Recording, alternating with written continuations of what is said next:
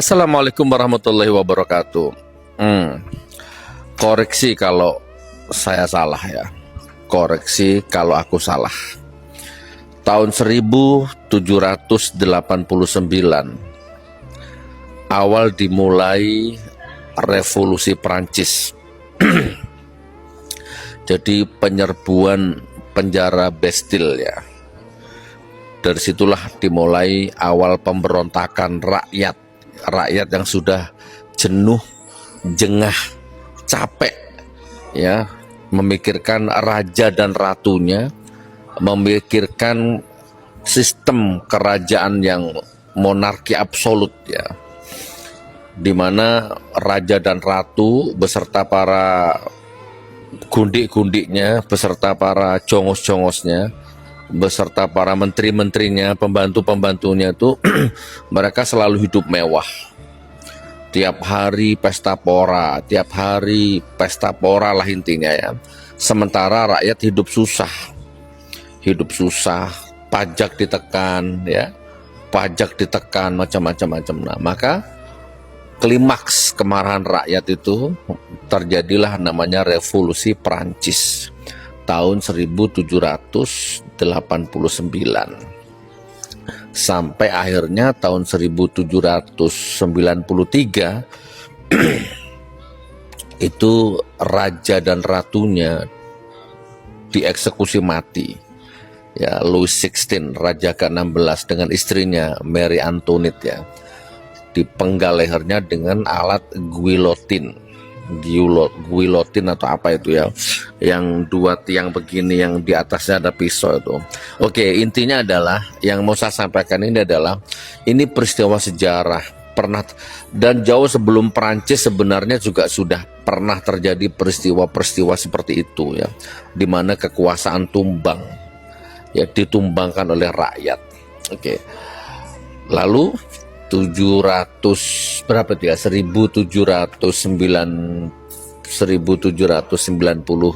ya, itu dipenggal lehernya raja dan ratu itu.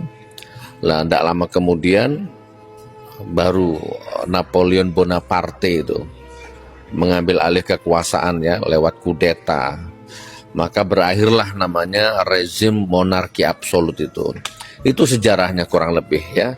Koreksi kalau saya salah. Tapi intinya yang mau saya sampaikan ini, ada sejarah pernah terjadi revolusi Prancis. Mengerikan itu kejadiannya. Yang ingin saya sampaikan itu cuman mengerikan. Bayangin, raja dan ratu dipotong lehernya, dipenggal lehernya oleh rakyat. Oke, kita geser ke sini belum lama sih, kalau nggak salah 2022 ya kalau saya nggak salah. Koreksi kalau saya salah. Kejadian di Sri Lanka hampir mirip-mirip dengan Prancis. Begitu rakyat marah, rakyat jenuh, rakyat disiksa terus oleh kebijakan-kebijakan pemerintah, maka terjadilah peristiwa berdarah Sri Lanka. Belum lama, saya lupa tahunnya, coba dicek, belum lama. Bahkan sampai sekarang kita selalu terngiang-ngiang tuh di alam bawah sadar kita tuh. Ya peristiwa Nepal.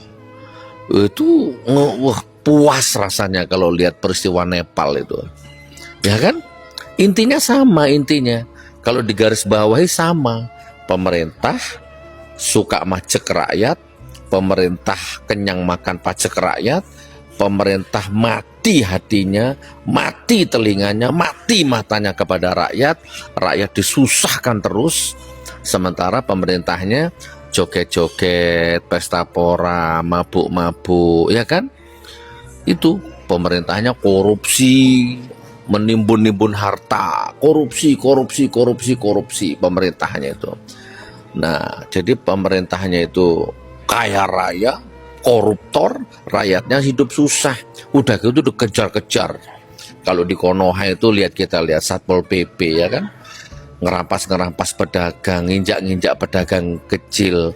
Ya kurang lebih seperti itu. Terjadilah Nepal. Coba lihat, seneng saya kalau lihat Nepal itu.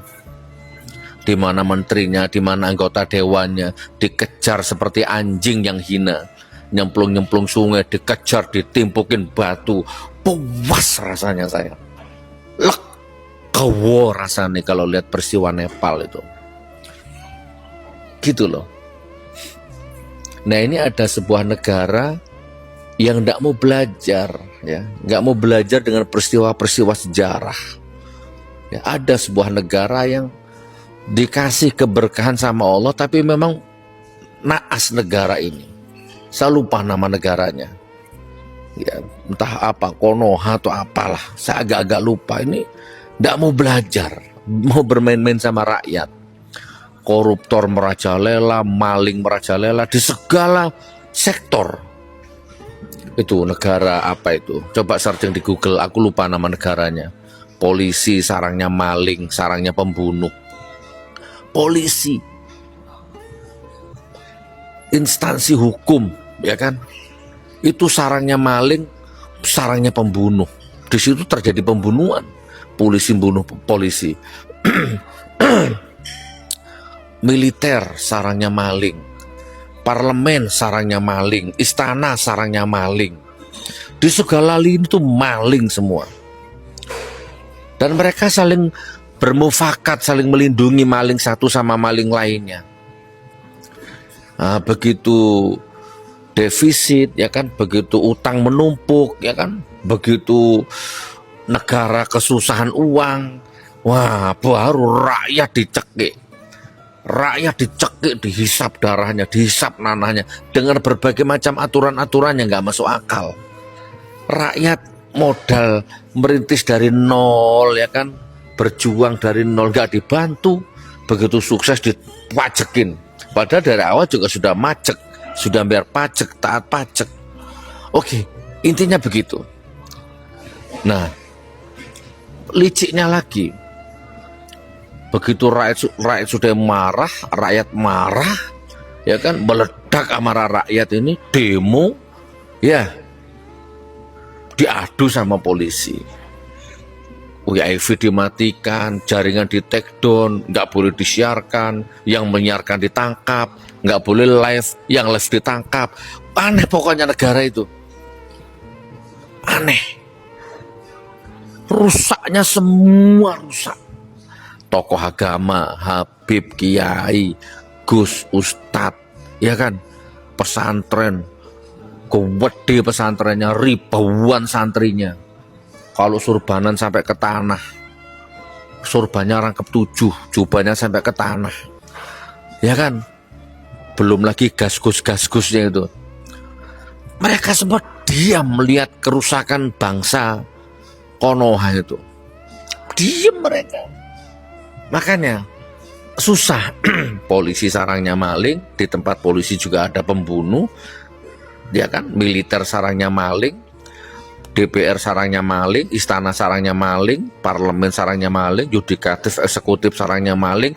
Ternyata ulamanya juga ikut-ikutan nyolong, ikut-ikutan jadi penadah, ikut-ikutan makan duit malingnya itu, kan susah. Gak ada fatwanya, tumpul fatwanya, cuman menang surban, ya kan, menang pondok pesantrennya coba bikin acara pengajian ratusan juta dibiayai sama maling, panggungnya megah, ya, wah, dibiayai sama maling, pesantrennya belum jadi dibiayai sama maling, sama koruptor, ya kan, penguasanya sudah kena penyakit wahan, ya kan? Cinta dunia merapat ke penguasa, menjilat penguasa. Siapapun penguasanya, penguasa A maling, dipuja, dijilat. Ganti penguasa B, sama-sama maling, dijilat. Wah, gak Gusnya, gak Kiai, gak Habibnya, maling semua. Diem, begitu negara bobrok seperti ini, diem, kayak curut, ya, kayak kecoa, diem. Fatwanya mandul, ayatnya mandul, hadisnya mandul, nahi munkarnya mandul. Kenapa? Terjarah, tergadai harga dirinya. Lihat kemungkaran seperti ini, micek matanya, jegidek dasi, malah dipuja-puja. Ngeri. Makanya saya apakah akan lebih tragis dari Prancis? Naudzubillah min dzalik. Nah kalau sudah begini lihat, rame-rame bikin pagar. Dia pikir amarah Allah bisa ditutup dengan pagar yang tinggi. Ini jangan-jangan ini rame-rame sudah mulai ada yang ngacir ini, udah jangan-jangan ini ngacir, ya, sudah mulai ngatur-ngatur lah gimana caranya ngacirnya nih, coba cengar-cengir cangkemmu ya. Kenyang kamu makan duit rakyat, kenyang kamu memperkosa Ibu Pertiwi, kenyang kamu ya kiainya, gusnya, habibnya, pengasuh pesantrennya, londo irengnya, pejabatnya, semua kenyang kamu. Nah sekarang sudah mulai, hukum alam sudah mulai bekerja sampai ke puncaknya, siap-siap ngacir kamu sekarang. Ngeri.